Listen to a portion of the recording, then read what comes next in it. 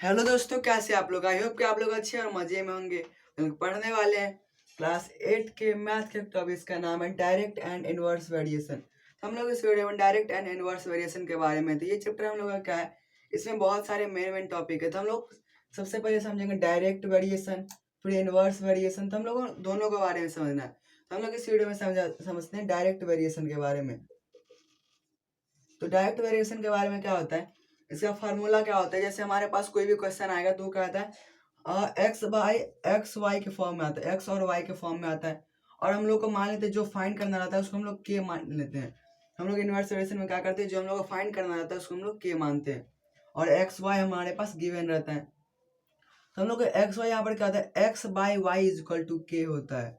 और जो inverse variation होता है उसमें होता है क्या, x y is equal to k. यानी कि जो डायरेक्ट वेरिएशन में हम लोग क्या करेंगे, क्रॉस मल्टीप्लाई करेंगे।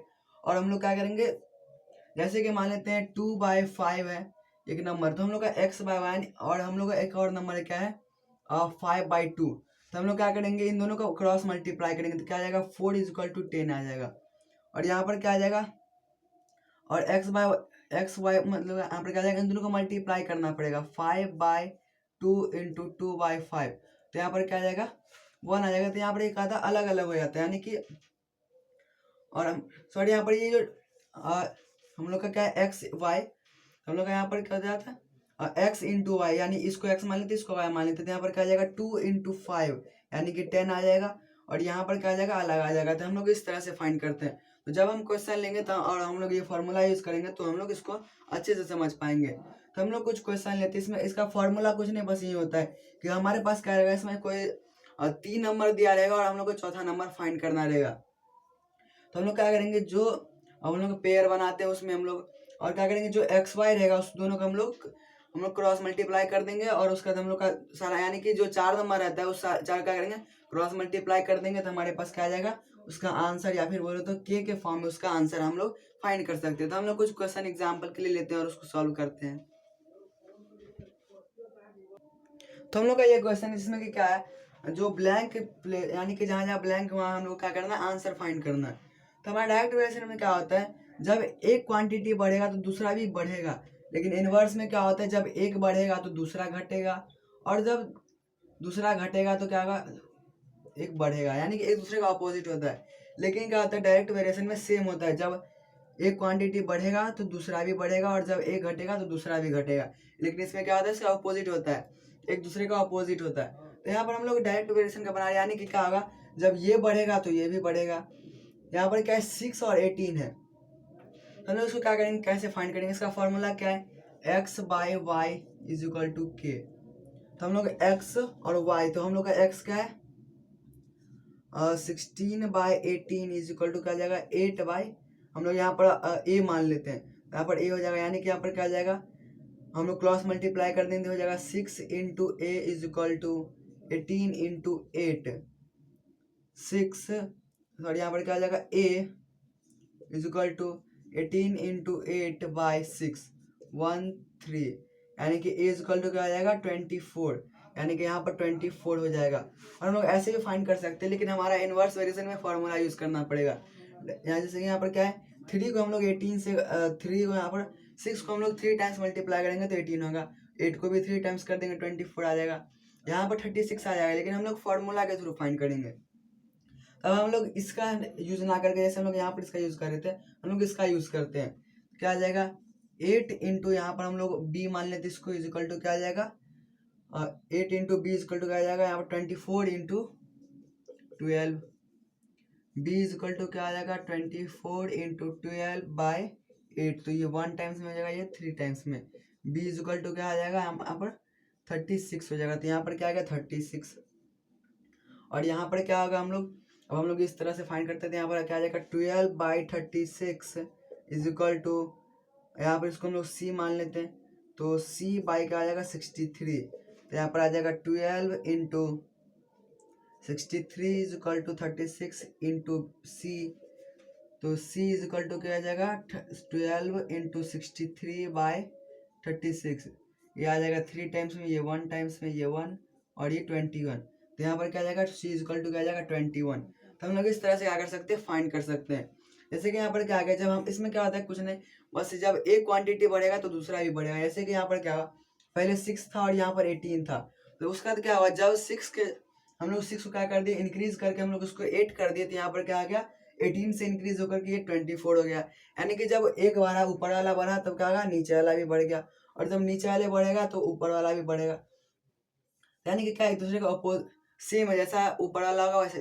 और जैसे मान लेते पहले अगर हमारे पास ये दिया रहता और बाद में ये दिया रहता, तो यहाँ पर क्या था, 12 ज्यादा है तो यहाँ पर 36 ज्यादा है। जब यहाँ पर 12 की जगह 6 हो गया, तो यहाँ पर 36 की जगह क्या हो गया, 18 हो गया। यानी कि यहाँ पर क्या आया, जब एक कम हुआ तो दूसरा भी कम हुआ, जब एक बढ़ेगा तो दूसरा भी बढ़ेगा, और जब एक घटेगा तो दूसरा भी घटेगा। तो इस तरह से क्या होता है, डायरेक्ट वेरिएशन का क्वेश्चन होता है। तो हम लोग, ये तो हमारा क्या था, एक नॉर्मल क्वेश्चन था। अब हम लोग कुछ सब्जेक्टिव टाइप क्वेश्चन लेते हैं, उसको सॉल्व करते हैं। तो हम लोग एक क्वेश्चन ले लिए जिसमें कि क्या है, a labour get 675 rupees for 9 day work. यानी कि एक आदमी क्या है, जो 9 दिन जब काम करता है तो उसको कितने रुपीज मिलते हैं, 675 रुपीज मिलते हैं। How many days he work to get 900 rupees.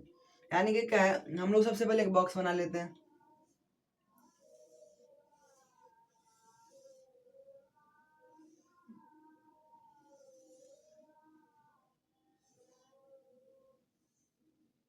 यहाँ पर लिख देते हैं क्या, number of days, number of days, और इसमें क्या आ जाएगा, मनी। यहाँ पर नंबर ऑफ डेज यानी कि जब 9 डे काम करते उसको कितना मिले थे, उसको मिले थे 675, और जब उसको 900 चाहिए तो उसको कितना दिन लगेगा। तो हम लोग का बस ये क्या है, हम लोग इसमें क्या करेंगे, क्रॉस मल्टीप्लाई कर देंगे, हमारा बन जाएगा। हम लोग को बस ये बॉक्स बनाना है, हम लोग समझ करके बॉक्स बना लेंगे, हमारा क्या जाएगा, बस क्वेश्चन ईजी हो जाएगा। तो हम लोग यहाँ पर क्या जाएगा, ये है डायरेक्ट वेरिएशन का क्वेश्चन, डायरेक्ट वेरिएशन का क्वेश्चन है। इसमें क्या आ जाएगा, 9 into 900 is equal to 675 into x. तो यहाँ पर क्या आ जाएगा, x is equal to 9 into 900 by 675। तो यहाँ पर हम लोग क्या करेंगे, इसको हम लोग काटेंगे, तो हम लोग को आ जाएगा 675 को हम लोग 9 से करके देखते हैं डिवाइड, तो क्या आ जाएगा, 9 7 जा 63 हो जाएगा, 4 5, यहाँ पर क्या आ जाएगा 5 टाइम्स में, यानी कि ये हो जाएगा 75 और ये हो जाएगा 1, फिर ये हो जाएगा क्या 1, फिर हम लोग 75 को 900 से करते हैं डिवाइड, तो 75 1 75 हो जाएगा, बचेगा कितना 15 152 टाइम्स में, फिर ये आ जाएगा 1 और ये हो जाएगा 12। तो यहाँ पर क्या आ जाएगा, x इज इक्वल टू 12, और हमारा x क्या था यहाँ पर, नंबर ऑफ डेज, यानी कि क्या आ जाएगा, he has to work